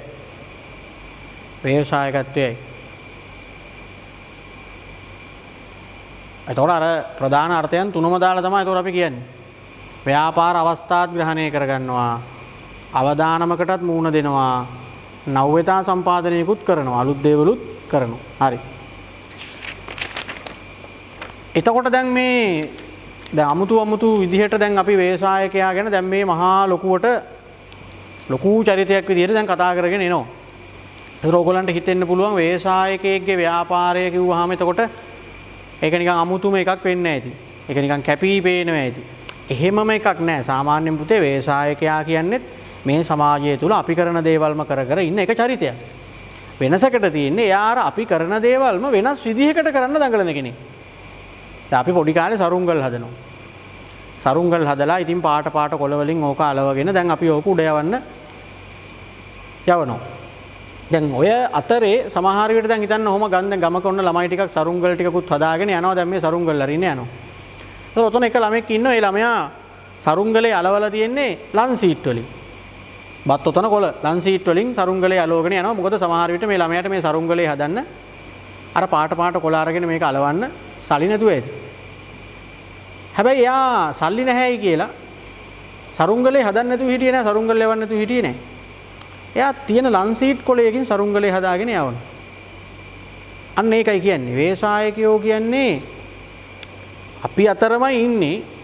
වැඩේ තියෙන්නේ අර අපි හිතන විදිහට නෙමෙයි යමක් හිතන්නේ. ඒක වෙනස් ඇහැකින් දකින්න. බැලූ බැල්මට පේන දේ නෙවෙයි එයා දකින්න හදන්නේ. එයා ඒක වෙනස් දෙයක් දකින්න උත්සාහ කරනවා. දැන් ලන් සීට් වලින් සරුංගලේ යලවලා ඒකේ එල්ලලා තියෙනවා එක රැලක් විතරක් රතු පාට හරි නිල් පාට හරි මොකක් හරි රැල් ටිකක් විතරක් එල්ලගෙන තියෙනවා. ඒතර සරුංගලේ උඩ ගියාම අර රැල් ටික විතරයි පේන්නේ. ඒ පොඩි කොල්ටියක් තියෙනවා එතකොට ඒකේ. ආන්න බලන්න. ඒ කියන්නේ වෙනස් විදිහකට හිතපු එකෙක්. ගොඩක් වෙලාවට මේ මිනිස්සුන්ට ඒ වගේ අලුත් අයිඩියා වෙනස් අයිඩියා එන්න හේතුව හැටියට තියෙන්නේ මේ අධ්‍යාපන සුදුසුකම්ම නෙමෙයි මිනිස්සු ඉගෙන ගන්න එකම නෙමෙයි. ගොඩක් වෙලාවට පුතේ මේ මහා දැන් අද අංක 1 ඉන්න මේ ලොකු ව්‍යාපාරිකයෝ ව්‍යවසායකයෝ බිහි වෙලා තියෙන්නේ ඒ මිනිස්සුන්ට මූණ දෙන්න සිද්ධ වෙච්ච ප්‍රශ්න හින්දා. සමහර විට ව්‍යවසායකයෙක් බිහි වෙන්න හේතු වෙනවා ඉගෙනගෙන නැති එක. සමහර විට රස්සාවක් නැති එක. මොකද ඉගෙන ගත්තු එකාට Tamanට යන්න පාරක් පේනවා. දැන් ඔයා හොඳට විභාග පාස් වෙලා A level පාස් වෙලා කැම්පස් යනවා. ඒතර පුතේ ඔය කියන්නේ ඔයාට අධ්‍යාපනයේ පැත්තෙන් ඔයාට ඔයාගේ අනාගත පාර පේනවා. මම දැන් උපාධිය අරගෙන මම රස්සාවක් කරනවා. එහෙම කියලා ඔයාට මේ අනාගතේ පැහැදිලි පේනවා. ඉගෙන ගත්තේ නැති එකෙක් කියලා හිතන්න දැන් සමහර විට ඕගොල්ලන්ගේ යාළුවෝ එහෙම O level වලින්ම ගෙදර නැවතිච්ච උන් ඇති. A level වලින් තව සෙට් එකක් නවතිනවා. ඒ කියන්නේ සාමාන්‍ය ඉගෙනගෙන තැනකට එන්න තරම් හොඳට ඉගෙන ගත්තේ නැහැ කියලා හිතන්නකෝ. හොඳ රස්සාවක් කරන්න පුළුවන් මට්ටමට ඉගෙන ගත්තේ නැහැ. දැන් එහෙම එකාට කියලා අර ජීවිතේ අර හීන ටික නැති වෙනවද? අපි කාටත් ජීවිතේ හීන තියෙන වාහනයක් ගන්න ලස්සන ගෙයක් හදන්න. අපි එහෙම ඒවට හීන මවනවා අපි. දැන් ඉගෙන ගත්තු එක ඒ හීනවලට යනවා. යන්න පාරක් පේනවා යාට. ඉගෙන ගත්තු එකාට ඒ පාර පේනවා පැහැදිලි. ඉගෙන ගත්තු නැති එකාට ඒ හීන ටික නැති වෙන්නේ නැහනේ. එයාටත් ඒ හීන ටික ඒ විදිහටම තියෙනවා. හැබැයි ඌට යන්න පාරක් නැහැ. ඌට මාර්ගයක් පේන්නේ නැහැ. මං කොහොමද වාහනයක් ගන්නෙ? මං කොහොමද ගෙයක් හදන්නේ? මට රස්සාවක් හම්බෙන්නේ නැහැ කොහෙන්වත් මං එච්චර ඉගෙනගෙන නැහැ. අන්න ඌ වෙන මාර්ගයක් හොයනවා. ඌ මොකක් හරි ක්‍රමයක් හොයන්න පටන් ගන්නවා ජීවිතේ දිනන්න. ආන් එතකොට තමයි අලුත් අයිඩියා ඔලුවට එන්නේ. අන්න එතකොට තමයි අලුත් අයිඩියා ඔලුවට එන්නේ. ඒක හොඳ අයිඩියාවක් වෙන්නත් පුළුවන් නරක අයිඩියාවක් වෙන්නත් පුළුවන් ඒක අපිට වැඩක් නැහැ. හොඳ අයිඩියාවක් කියන්නේ සමාජයට එකෙන් හොඳක් වෙන්නත් පුළුවන් නරකක් වෙන්නත් පුළුවන්. ඒක අපිට එච්චර අදාළ නැහැ දැන් මෙතෙන්ද. දැන් අපි හිතමු මූ කල්පනා කරලා හොයාගන්නවා මද්ද්‍රව්‍යයක්. ඌ ජීවිතේ ගොඩ යනවා ඒකේ. ඌ ව්‍යවසායකේ. ඒක රටට සමාජයට නරකක් වෙනවා කියන එක අපිට මෙතෙන්දී අදාළ වෙන්නේ නැහැ එච්චර. ව්‍යවසායකෙක් හැබැයි ඉතින්. ඔය එක මද්ද්‍රව්‍ය වර්ග ගැන එක දැන් ඔය එන්නේ අයිස් කියලා තියෙනවලු කුඩු කියනවලු ගංජා ගණන්මන ඔහොම ගගා එක නන් දාගෙන දැන් මේ තියෙනවේ මේව හොයාගත්තේ උ මොකද ව්‍යවසායකේ උන්ගේ ජීවිතේ ගොඩ යන්න මොකක් හරි ක්‍රමයක් ගේමක් ගහනවා ඒව බීලා අනිත් මිනිසුන්ට මොකද වෙන්නේ සමාජයට මොකද වෙන්නේ ඒක පස්සේනේ හිතන්නේ හැබැයි අර මොකවත් නැතිකමට යන්නේනමක් නැතුව ඉන්නකොට ජීවිතේ ගොඩ යගන්න ඕනි කියලා හිතනකොට ආපු අයිඩියාවක් වෙන්නේ නැති බෝම්බයක් හදන එකත් ව්‍යවසායකේ. තුවක්කුවක් හදන එකත් ව්‍යවසායකේ. හරි? බෙහෙත් වර්ගයක් අලුතෙන් හොයාගන්න එකත් ව්‍යවසායකේ. හරි? එතකොට ඉගෙන ගත්තේ නැති වුණාම තමයි ඒ වගේ ජීවිතේ ගොඩ යන්න එක දේවල් කරලා බලන්නේ. අවදානමක් වුණත් බය නැතුව දරාගන්නේ. ඇයිද වෙන කරන්න දෙයක් නැහැ නේ රිස්ක් එකක් තියෙනවා අවදානමක් තියෙනවා ඒකට මූණ දීගෙන ගේමක් ගහලා බලනවා ගොඩ යන්න පුළුවන්ද කියලා. ඉතින් ඒක නිසා හැම වෙලේම මේ ලෝකේ අංක 1 වෙලා තියෙන ඉගෙනගෙන උපාධියක් අරගත්ත රටේ පිළිගත් තැනක රස්සාවක් කරපු මිනිස්සු නෙවෙයි. ඉගෙනගෙන නැති මිනිස්සු අධ්‍යාපනයක් නැතිකම නිසා අංක 1 ව්‍යාපාරිකයෝ වෙලා ඉන්නවා. ලෝකෙම නායකයෝ වෙලා ඉන්නවා. බිල් ගේට්ස් ගැන හිතන්න. බිල් ගේට්ස් කියනවා යාගේ පන්තියේ හිටපු යාළුවෝ හැමෝම හොඳට විභාග පාස් වුණාලු. ඒත් එයාට බැරි වුණාලු. එයාගේ පන්තියේ යත් එක්ක හිටපු යාළුවෝ ඔක්කොම කැම්පස් ගියාලු. එයාට යන්න බැරි වුණාලු. අද යාගේ යාළුවෝ හැමෝටම හොඳ රස්සාවල් තියනවලු. ඒගොල්ලෝ හැමෝම උපාධිධාරීලු ඉංජිනේරුවෝලු. එයාට බැරි වුණාලු. එයාගේ යාළුවෝ හැමෝම මයික්‍රොසොෆ්ට් එකේ ඉංජිනේරුවරු හැටියට වැඩ කරනවලු. මම ඒකේ අයිතිකාරයා. බිල් ගේට්ස් කියන්නේ. මගේ යාළුවෝ ඔක්කොම අද මයික්‍රොසොෆ්ට් එකේ ඉංජිනේරුවරු හැටියට වැඩ කරනවා. මම ඒකේ අයිතිකාරයා. අන්න ඒකයි ව්‍යවසායකයෙක් කියන්නේ අලුත් අදහස් ඇති කරගෙන අවදානමකට මූණ දීගෙන අවස්ථාවලින් ප්‍රයෝජන ගන්න දඟලන මිනිහෙක්. ගොඩක් වෙලාවට මිනිස්සු එතෙන්ටපත් වෙන්නේ ඉගෙනගෙන නැති වුනහම. මම මේ කියන එකෙන් තේරුම් ගන්න එපා ඉගෙන ගත්තේ උන්ට ව්‍යවසායක වෙන්න බෑ කියලා. ඉගෙන ගත්තේ උන්ට ව්‍යවසායකයෝ වෙන්න බෑ කියලා තේරුම් ගන්න එපා. එහෙමනම් දැන් කොරෝනා වලට එන්නතක් හොයාගෙන තියෙන්නේ. ඔය මේ දවස්වල තියෙන්නේ. ඉතින් ඉගෙන ගත්ත නැති එකට පුළුවන් දේ වගේ ලෙඩකට බෙහෙතක් හොයන්න. දැන් ධම්මික පැණිය කියලා පැණියක් ලංකාවෙත් ආවා. කොහොම හරි පැණිය බීපේ උන්ටත් කොරෝනා හැදුණානේ. ඉතින් ඒක නිසා අපි හිතමුකෝ දැන් මොකක් හරි විද්‍යාඥයෙක් මොකක් හරි නව දැන් වෛද්‍ය උපකරණ තියෙන එක ඒවා. සැත්කම් කරන්න, ස්කෑන් කරන යන්ත්‍ර. ඉතින් මේවා කීයටවත් ඉගෙන ගන්න නැතුව කරන්න බෑනේ.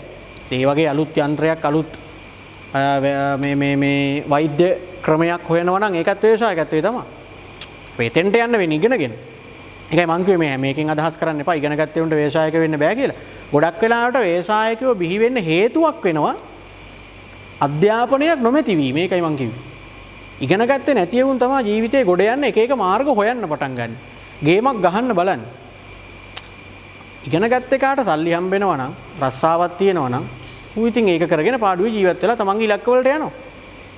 සමහර විට රස්සාවක් නැතිකමට රස්සාවෙන් එළෝපු නිසා සමාජ ප්‍රශ්න නිසා සමහර වෙලාවට අම්මා තාත්තගේ ප්‍රශ්න දෙමව්පියන්ගේ ප්‍රශ්න ඕවා හින්දා බෙල්ල වෙල දාගන්න ගිය මිනිස්සු ඉන්නවා හම්බෙන් බේරිලා අද ලෝකේ අංක එක වෙලා ඉන්නවා.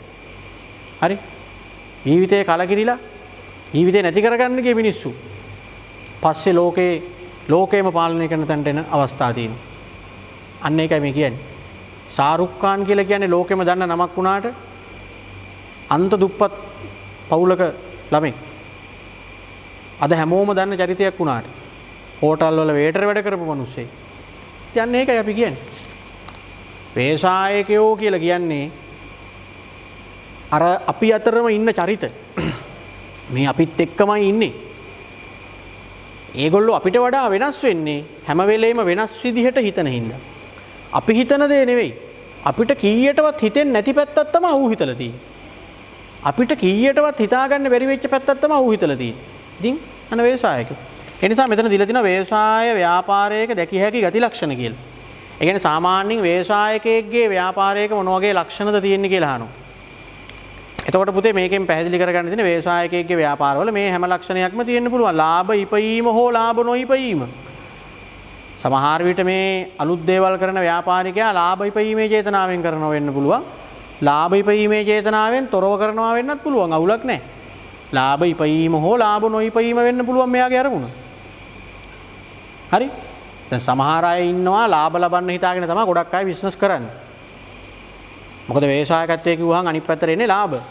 හැබැයි ලාභ උපයන්නේ නැති අරමුණෙන් ලාභ ඉපීමේ අරමුණක් නැතුවත් අලුත් දේවල් කරන අය ඉන්නවා. දැන් බලන්න සමහර අය ඉන්නවා පාරම්පරික වෙද මහත්තුරු. මේ සාමාන්‍ය වෛද්‍ය ක්‍රම වලින් සනීප කරන්න බෑ කියලා ප්‍රතික්ෂේප කරලා ගෙදර යවපු ලෙඩුන්ව සනීප කරනවා මේ අත් බෙහෙත් වර්ග දීලා. සිංහල බෙහෙත් දීලා. හැබැයි මේ මිනිස්සුන්ගෙන් කීය දැව්වහම සල්ලි ගන්නෙත් නැහැ. කීයක් හරි දීලා යන්න කියනවා. එහෙම නැත්නම් ඉතින් අර අපි සන්තෝෂෙට කීයක් හරි දීලා එනවා. ඒ කියන්නේ එහෙම ලාභ ලබන්න ටාගට් එකක් නැහැ. හැබැයි ව්‍යවසායකේ පිළිකා වගේ ලෙඩ ඕවා සනීප කරන වෙද මහත්තුරු ඉන්නවා. කැඩුම් බිදුම් වෙද මහත්තුරු ඉන්නවා. අතපය කැඩිලා සනීප කරන්න බෑ කියලා එකතැන ඉන්න කියලා නිර්දේශ කරපු ලෙඩුන්ව නැගිටවනවා.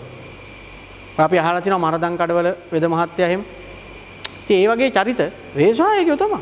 හැබැයි ඉතින් මේ මිනිස්සු මේ සල්ලි පස්සේ දුවන මිනිස්සු නෙමෙයි. ගාන කියලා වෙදකම් කරන්නේ නැහැ. ලාභ ලැබීමේ අරමුණක් ඒ කියන්නේ නැහැ. හරි? ඒ හින්දා ලාභ ඉපීම හෝ නොඉපීම වෙන්න පුළුවන් ව්‍යවසායකයෙක්ගේ ව්‍යාපාරයක්. සුළු පරිමාණ හෝ මහ පරිමාණ විය හැකියි. ව්‍යවසායකයා කිව්වහම බිල් ගේට්ස්ලා වගේ මිනිස්සුත් ව්‍යවසායකයෝ. හැබැයි ගමේ තියෙන පොඩි ලෑලි කඩයක් වෙන්නත් පුළුවන් ව්‍යවසායකයා. අලුත් දෙයක් කරන එකයි තියෙන්න ඕනේ. ගමේ තියෙන පොඩි සිල්ලර කඩයක්, පොඩි ලෑලි කඩයක්, පොඩි තේ කඩයක්. ඒ කඩේට තමයි හැමෝම තේ බොන්න යන්නේ. ඒකේ දෙනවා රොටියකුයි ලුණු මිරිසකුයි. ඒක වෙන කිසිම කඩයකින් කන්න බෑ. ඒ තරම් රසයි ලුණු මිරිස. ඒ රොටිය. එහෙම නැත්නම් ආප්පයක් කන්න. එහෙම නැත්නම් වඩයක්. මේ පොඩි දෙයකට මිනිස්සු පොර කකා යන කඩවල් තියෙනවා. බලනකොට එතන ඒ දෙන කෑම අනිත් තැන්වල දෙනේවට වඩා ටිකක් වෙනස්. ඒ හින්දා තමයි අපිට ඒක හිතට වැදිලා තියෙන්නේ. ගණදෙනු කරුවට ඒක හිතට වැදිලා තියෙන්නේ. ඒවා හිතන්නේ එතකොට එයත් ව්‍යවසායකයෙක්. වෙන තැන්වල දෙන්නේ නැති විදිහේ කෑම දෙනවා එයා. වෙන තැන්වල දෙන්නේ නැති විදිහේ කෑමක් දීලා. ඒතර එයා ව්‍යවසායකයෙක්. හැබැයි පොඩි ලෑලි කඩයක් තියෙනවා. බුලත් විර කඩයක් ගැන හිතන්න. සමහර මිනිස්සු බුලත් විරක් ගන්න තෝරගත්ත කඩවල් තියෙනවා. අන්න අර අහවල් කඩේ බුලත් විතර තමයි හොඳ. ඇයි එහෙම කියන්නේ? මොකක් හරි වෙනසක් එතන තියෙනවා. අනිත් තැන් වලින් විටක් ගන්නවට වඩා මොකක් හරි වෙනස් විදිහකට යායක දෙනවා. දැන් ඔය සමහර කඩවල වලට කන්න එහෙම ගියාම හිටපු ගමන් ඔන්න සෙට් වෙනවා. නෙළුම් කොලේ දාලා තමයි බත් දෙන්නේ. අර ඒකත් නිකන් අමුතු ගතියක් නේ. එතකොට දැන් අපි හැමතැනම කඩේකට ගිහින් කන්න ගත්තොත් පිඟානකට බෙදලා කෑම දෙන්නේ. සමහර විට ආවට ඔය හම්බෙන් හම්බ වෙනවා සමහර තැන්වල අර අනිත් තැන්වල වගේ නෙවෙයි ටිකක් පොඩි වෙනසක් තියෙනවා. නෙළුම් කොලයක දාලා දෙන්නේ නිකන් වට්ටියක වගේ එකක තියලා දෙන්නේ. හරි. අපිට කැමති ආකාරයට බෙදාගෙන කන්න පුළුවන්. කඩේ හැටිත් නිකන් බැලුවාම නිකන් අර හේනක තියෙන පැලක් වගේ හදලා නිකන් ඒ වගේ ලයින් එකට පෙන්නලා ඒක තමයි වෙනසක් කරන්න හදනවා කියන්නේ. දැන් ටවුන් එකේ දිගට යනකොට ඔක්කොම එක වගේ ඉතින් කෑම කඩවල්. ඒ අතරතුරේ අර වගේ කඩයක් තියෙනකොට ඔය කෙසෙල් කොලේ හරි නෙළුම් කොලේ හරි දාලා දෙනවා කියලා ඔන්න අපි දැකලා තියෙන ගහලා තියෙන. අන්න මිනිස්සු එතෙන්ට යනවා පොඩ්ඩක් නිකන්. වෙනසක් නේ. අලුත් දෙයක් නේ. ආන්න බලන්න. ඒක තමයි කියන්නේ අර සුළු පරිමාණ වෙන්නත් පුළුවන්, මහ පරිමාණ වෙන්නත් පුළුවන්. හරි? අලුත් දේවල් කරනවා කියන එකට නිර්ණායකයක් නැහැ.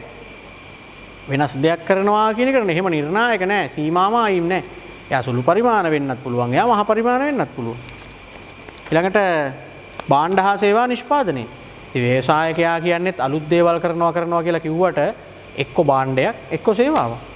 ප්‍රාදේශීය දේශීය හෝ අන්තර්ජාතික විය හැක. ව්‍යවසායකයෙක් කියන එක්කෙනාගේ ව්‍යාපාරය ප්‍රාදේශීය වෙන්න පුළුවන්. ගමේ තියෙන පොඩි කඩයක් වෙන්න පුළුවන්. දේශීය වෙන්න පුළුවන්. රටේම තියෙන දෙයක්, රට පුරා තියෙන දෙයක් වෙන්න පුළුවන්. අන්තර්ජාතික වෙන්නත් පුළුවන්. දැන් KFC ල වගේ අය ගත්තාම අන්තර්ජාතික. මැලිබන් මුදලාලි වගේ ගත්තාම ආපිකෝ වගේ ගත්තාම දේශීය. දේශීය නෙවෙයි ඒගොල්ලෝ අන්තර්ජාතික මට්ටමටම ඇවිල්ලා තියෙන දැන්. අපි හිතමු දැන් වාසනා කේක් ගත්තාම ලංකාව පුරා තියෙනවා. හරි? ලංකාවේ හැම තැනකම වගේ තියෙනවා. ඒ වගේ දේශීය වශයෙන් ව්‍යාප්ත වෙච්ච ඒවා වෙන්නත් පුළුවන්. අපේ ගමේ විතරක් තියෙන, අපේ ප්‍රදේශයේ විතරක් තියෙන ඒවා වෙන්නත් පුළුවන්. හැම තැනම නෑ. ඒ ගමේ තියෙන කඩයක්. හැබැයි ඒක ටිකක් වෙනස්. අනිත් අය වගේ නෙවෙයි ඒක. අන්න ඒකින්ද ව්‍යවසායකයෙක්ගේ ව්‍යාපාරය එහෙම වෙන්නත් පුළුවන්. හරි. එතකොට දැන් ව්‍යවසායකයෙක්ගේ ව්‍යාපාරයක දැකිය හැකි ලක්ෂණ කියලා මම ඔය දුන්නේ නැත්නම් අපි හිතනවා නිකන් අර ව්‍යවසායකයා කිව්වහම නිකන් එයාගේ ව්‍යාපාරය තුල අමුතු ලක්ෂණ ඇති වෙන කිසිම ව්‍යාපාරයක නැති අද්විතීය එහෙම එකක් නෙවෙයි. සාමාන්‍ය ව්‍යාපාරම තමයි කියන එක තමයි එකෙන් හේතු ගන්නවන්නේ. ඒගොල්ලන්ගේ තියෙන එකම වෙනස අරක. මොකද්ද? අර අලුත් දේවල් කරන්න දඟලන එක. හැම වෙලෙම වෙනස් දෙයක් කරන්න උත්සාහ කරන එක තමයි ඒගොල්ලෝ ගාව අර තියෙන අමුතු ගතිය, අමුතු දෙයකට තියෙන එච්චරයි. හරි? දැන් ව්‍යවසායකත්වයේ තුලින් හැම වෙලෙම ලෝකෙට දෙන්න හදන්නේ අලුත් දෙයක් කිව්වනේ. ඒ කියන්නේ නවෝත්පාදනයක් නේ කරන්න හදන්නේ. නවෝත්පාදනයක් කියන්නේ මොකද්ද කියලා අපෙන් අහනවා. දැන් අර ඇලෙක්සැන්ඩර් ග්‍රැහම් බෙල් දුරකථනය හොයාගත්තා, තෝමස් අල්වා එඩිසන් විදුලි බල්බය හොයාගත්තා. ඕවා කියනකොට ව්‍යවසායකත්වයේදී ඒ වගේ ඒවා උදාහරණයට ගන්නකොට ඕගොල්ලෝ හිතනවා සමහර විට අන්න එහෙම ලෝකෙට අලුත්ම දෙයක් හොයාගන්න එක තමයි නවෝත්පාදනයක් කියන්නේ කියලා. ඒකත් නවෝත්පාදනයක් තමයි. හැබැයි පුතේ නවෝත්පාදන කිව්වහන් එහෙම විතරක්ම නෙමෙයි. මෙතෙක් කල් තිබ්බේ නැති අමුතුම දෙයක්, අලුත්ම දෙයක් හොයාගන්නම ඕනේ නැහැ. හරි? නවෝත්පාදනය කියන එකට අයිති වෙන දේවල් තව තියෙනවා. නවෝත්පාදනයක් කිව්වහන් ඒකට අඩංගු වෙන දේවල් තව තියෙනවා. හරි? එතකොට නිර්මාණශීලීත්වය කියන්නේ වෙන එකක්. ඔතන තියෙන්නේ නාමපදයකුයි ක්‍රියාපදයකුයි. නිර්මාණශීලීත්වය කියන්නේ නාමපදයක්. ඒක ඇවිල්ලා මිනිස්සුන්ගේ ඇඟේ තියෙන දෙයක්. නවෝත්පාදනය කියන්නේ මිනිස්සු කරන දෙයක්. මිනිස්සු කරන දෙයක්. හරි? දැන් මෙහෙමනේ වෙන්නේ. දැන් නිර්මාණශීලීත්වය කියන්නේ අපිට යම්කිසි දෙයක් දිහා වෙනස් ඇහැකින් බලන්න පුළුවන් කියන එක. යම්කිසි ගැටලුවක් දැස වෙනස් ආකාරයකින් බැලීමේ හැකියාව. දැන් මේ වෙලාවේ මේ පාඩම අහන් ඉන්න ගොඩාක් අය ගාව නිර්මාණශීලීත්වය ඔයගොල්ලෝ අතේ තියෙන්න පුළුවන්. මං ගාව තියෙන්න පුළුවන්. දැන් සමහරුන්ට ලස්සනට චිත්‍ර අඳින්න පුළුවන්. දැන් මම පොඩි උදාහරණ ටිකක් පෙන්නනවා ඔයගොල්ලන්ට නිර්මාණශීලීත්වය ක්‍රියේටිව් කියන එකට.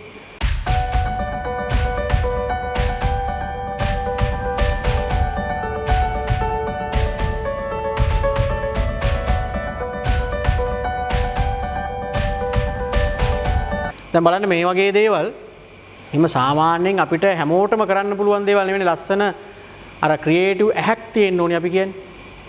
අයිඩියා තියෙන්න ඕනේ මෙහෙම දෙයක් කරන්න කියලා. ඉතින් ඒක අපේ ඇඟේ තියෙන දෙයක්. සින්දු කියන්න පුළුවන් අය ඉන්නවා, චිත්‍ර අඳින්න පුළුවන් අය ඉන්නවා. එළ නිර්මාණශීලීත්වය.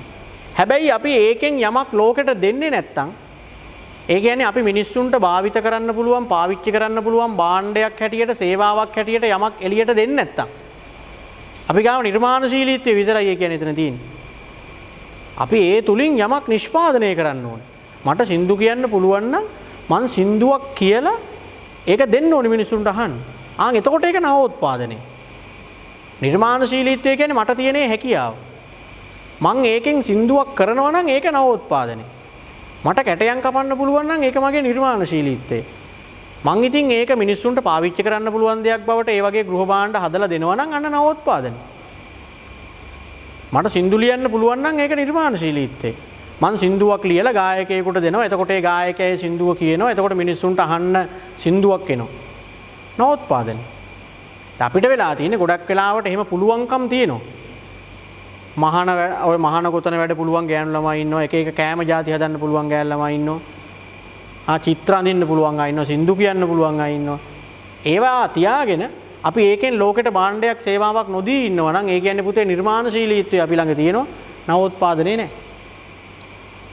නිර්මාණශීලීත්වය කියන්නේ තියෙන දෙයක්. නවෝත්පාදනය කියන්නේ අපි කරන දෙයක්. කියවමු බලන්න. අලුත් අදහසක් වර්ධනය කර ගැනීමේ හැකියාව සහ ගැටලු හා අවස්ථා දෙස නව ආකාරයකින් බැලීමේ හැකියාව නිර්මාණශීලීත්වයයි. ගැටලුවක් දෙස අලුත් ඇහැකින් බලනවා නම් ඒක නිර්මාණශීලීත්වය.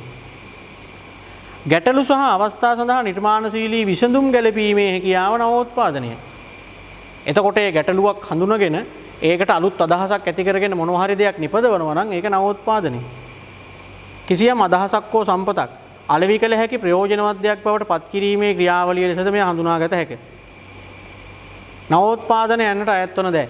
දැන් මං කියවනේ නවෝත්පාදනයක් කිව්වහම අලුත් දෙයක් කිව්වහම මේ අලුතෙන්ම යමක් හොයාගන්න එකම හිතන්න එපා. නවෝත්පාදන කිව්වහම ගොඩාක් දේවල් අපිට ඒකට ඇතුළත් කර හැකියි. ලියන්න නව නිෂ්පාදිතයක්. ලියන්න නව නිෂ්පාදිතයක්. ඒකකට අපි කියනවා නවෝත්පාදනයක් කියලා. නව නිෂ්පාදිතයක්. නව නිෂ්පාදිතයක්.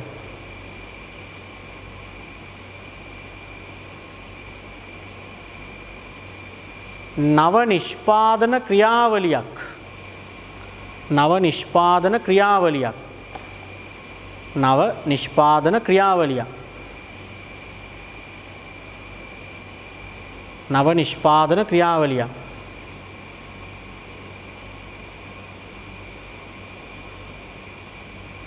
නව නිෂ්පාදන ක්‍රියාවලියක්. දැන් අලුතෙන්ම මොකක් හරි භාණ්ඩයක් හරි සේවාවක් හරි හදනවා නම් ඒකත් නවෝත්පාදනයක්. නව නිෂ්පාදන ක්‍රියාවලියක් කිව්වේ පුතේ භාණ්ඩයක් සේවාවක් අලුතෙන් ඇති කරන්නේ නැහැ. ඒ භාණ්ඩය හදන අලුත් ක්‍රමයක් හොයාගන්නවා. නව නිෂ්පාදන ක්‍රමයක් හොයාගන්නවා. එතකොට ඒකත් නවෝත්පාදනයක් තමයි. දැන් ඕගොල්ලන්ගේ ආච්චි කෑමක් හදපු විදිහට නෙවෙයිනේ ඔයා සමහරට අද කෑමක් හදන්නේ. ආච්චි හදපු කෑමම ඔයා හදනවා. හැබැයි වෙන ක්‍රමයකට හදන්නේ. ඉස්සර පාන් හදපු විදිහට නෙවෙයිනේ දැන් පාන් හදන්නේ. පාන්ම තමයි දැන් වෙන විදිහකට පාන් හදනවා. ඉස්සර වඩු බාසුන් නැහැ කෙනෙක් වඩු වැඩ කරපු විදිහටම නෙවෙයිනේ අද වඩු වැඩ කරන්නේ. ඇඳන් අල්මාරි පුටු මේසම තමයි හදන්නේ. අද ඉතින් ඒවා වෙන වෙන ක්‍රමවලට හදනවා. ඒ කියන්නේ ඒවත් නවෝත්පාදන නව නිෂ්පාදන ක්‍රියාවලිය. නව අමුද්‍රව්‍යයක්. ඒකත් නවෝත්පාදනයක්. නව අමුද්‍රව්‍යයක්. නව අමුද්‍රව්‍යයක්. නව අමුද්‍රව්‍යයක්. නව අමුද්‍රව්‍යයක්. දැන් අපි හිතමුකෝ ඒ භාණ්ඩේ ඒකම තමයි. හැබැයි භාණ්ඩය හදන්න පාවිච්චි කරන අමුද්‍රව්‍ය වෙනස් එකක්. ඉස්සර මේ භාණ්ඩය හදපු අමුද්‍රව්‍ය වලින් නෙවෙයි දැන් හදලා තියෙන්නේ. දැන් අපි හිතමුකෝ නූල්සයක් ආව හාල් පිටි වලින්. මොකද්ද රයිගම් දෙවැනි බතද මොකද්ද කියලා එකක් ආවේ දැන්. එතකොට ඒකේ වෙලා තියෙන්නේ තියෙන වර්ගයක්ම තමයි. හැබැයි ඉතින් වෙනස් අමුද්‍රව්‍යයකින් හදලා. දැන් ලී බඩු කියලා හිතන්නකෝ. ලී බඩු කිව්වහම දැන් තියෙන ලී බඩු වල මොකද්ද දැව වර්ගය කියලා පේන්නේ නැහනේ. ඉස්සර නම් තේක්කද බුරුතද කොස්ද මොනවද කියලා ඒ ලී වර්ගයේ පේනවා. දැන් ඉතින් එක එක විදිහට නිර්මාණය කරපු පදම් කරපු ලී වලින් තමයි ලී බඩු හදන්නේ. ඒතර වෙනස් සමුද්‍රව්‍යයකින් හදලා තියෙන්නේ. ඒකත් නවෝත්පාදනයක්. අලුත් සමුද්‍රව්‍යයක් හොයා ගන්නවනම් නව හැඩයක්. අලුත් හැඩයක් හොයා ගන්නවා. ඒකත් නවෝත්පාදනයක්. නව හැඩයක්. නව හැඩයක් හැඩය වෙනස් කරනවා. නව හැඩයක්. දැන් හිතන්න ඔය ප්ලාස්ටික් වතුර බෝතල් එහෙම.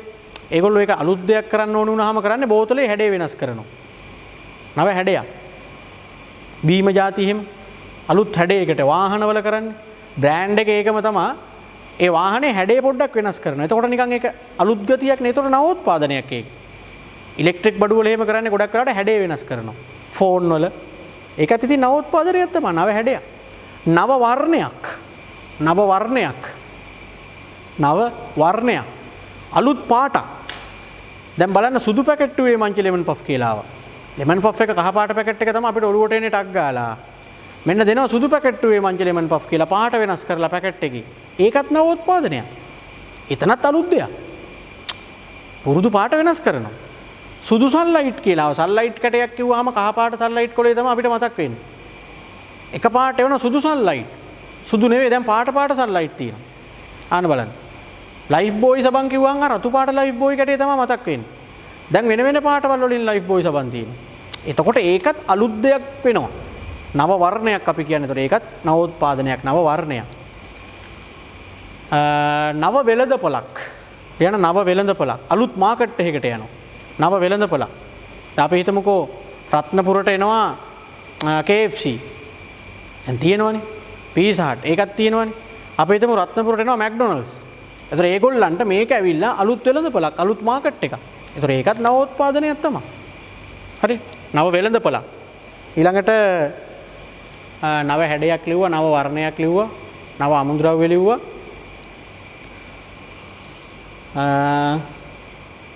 හරි.